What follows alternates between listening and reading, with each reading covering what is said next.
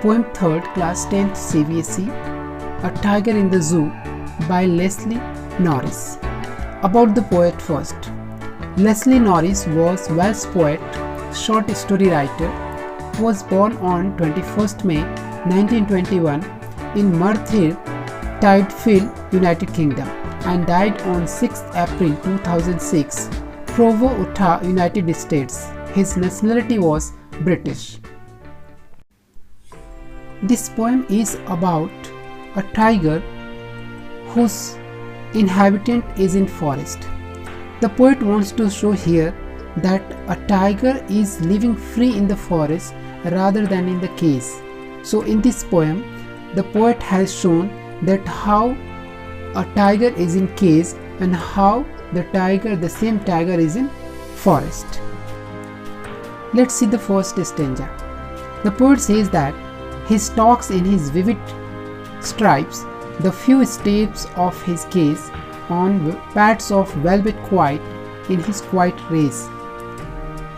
In this stanza, the poet says that here it means tiger, stalks means walk, vivid means bright, and pads of velvet means soft soles of animals, quiet means calm, and race means angry. So poet says that the tiger who is quite angry in the cage, he has bright deep stripes on his body. He walks on his soft pads a few distance of his cage. He cannot walk long because distance is very less, and he walks quietly there, but he is very angry in the cage because he cannot do anything in the cage. The rhyming scheme in this poem is stripes A, cage B, quiet again stripe A, cage B, quiet C, race B. So cage, race rhyming, that's why BB, and stripes and quiet is a different. So A, B, C, B is the rhyming scheme of this poem. The rhyming scheme in all the stanzas are same. Let's see the second stanza. The poet says that he should be lurking in shadow, sliding through long grass near the water hole where plump deer pass. Here meaning you see that sliding means moving slowly and lurking means taking rest in shadow. Water hole, it means the place where animals come to drink water, which is made manually, and plump means fat. Poet says that the tiger, if the tiger is in natural habitat in the forest, then he should be lurking in shadow, taking rest in the shadow or shadow of the trees, or he should be sliding through long grass, moving through long grass near the water hole for his favorite prey, that is plump deer, to prey, which comes near the water hole to drink water, where tiger is hiding or waiting for his favorite food, plump deer.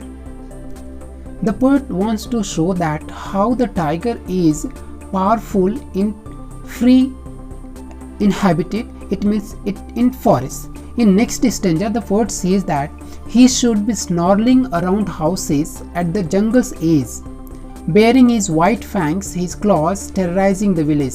Poet says that if the tiger is in forest in his natural habitat, so he says that he would be crawling at the edge of jungle near some villages, and he would be showing his white fangs, white teeth and claws while moving nearby the villages. He would be terrorizing the villagers by his sound, by his presence nearby their houses.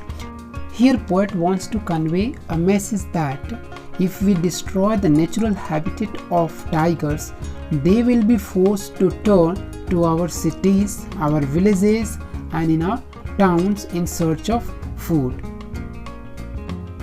In the next stanza, poet talks about the tiger in the cage. He says that, but he is locked in a concrete cell, his strength behind bars, stalking the length of his cage, ignoring visitors. Poet says that the tiger is locked in a concrete cell, made of concrete, in the zoo. In spite of all his strength, he now lies imprisoned behind the bars. He ignores the visitors who come to the zoo to have a look at him.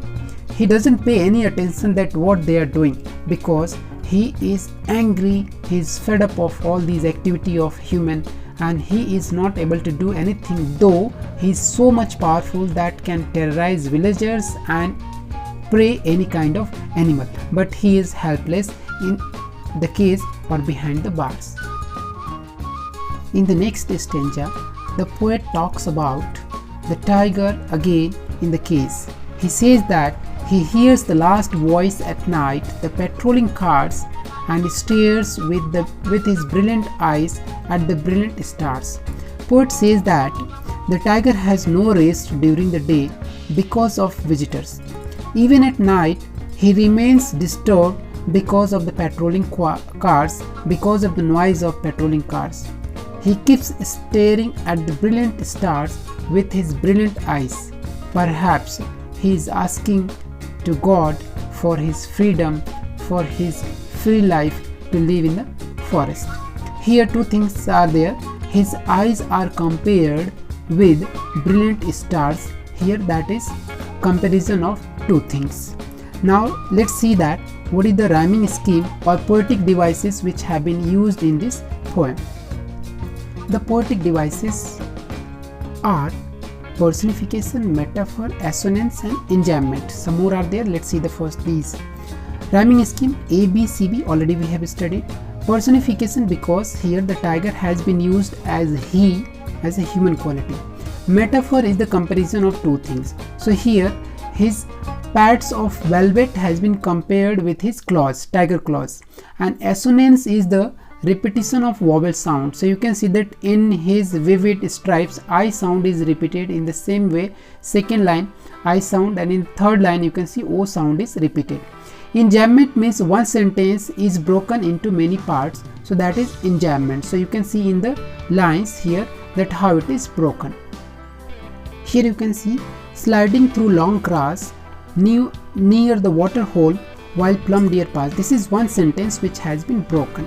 Now if we talk about the next one, so that is oxymoron. Oxymoron, it means opposite words which has different meaning are used, like dark day, free market, pleasant plain.